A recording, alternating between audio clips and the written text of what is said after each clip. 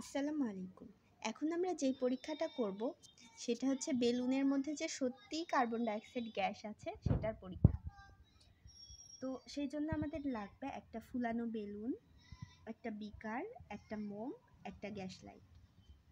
তো আমরা জানি কার্বন ডাইঅক্সাইডের দুইটা ধর্মের মধ্যে একটি ধর্ম হচ্ছে কার্বন ডাইঅক্সাইড নিজেও জ্বলে না এবং অন্যকে জ্বলতেও সাহায্য করে না।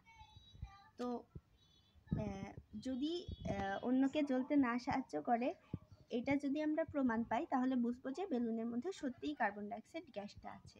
আচ্ছা, তাহলে এখন আমরা পরীক্ষাটা করি। তো এই পরীক্ষার জন্য প্রথমে আমাদের মোমবাতিটাকে জ্বালাতে হবে। আমরা মোমবাতিটাকে জ্বালাই নিলাম। তো এবার আমরা এই বেলুনের গ্যাস কিছু বিকারের মধ্যে দিব।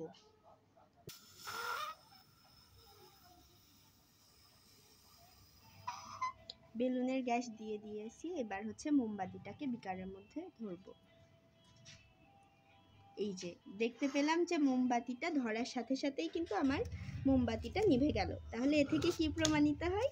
এ থেকে প্রমাণিত হয় বেলুনের মধ্যে কার্বন ডাইঅক্সাইড গ্যাস সত্যিই আছে। কারণ এর কার্বন ডাইঅক্সাইডের একটা বৈশিষ্ট্যই হলো নিজেও জ্বলে না এবং অন্যকে জ্বলতে সাহায্য করে না।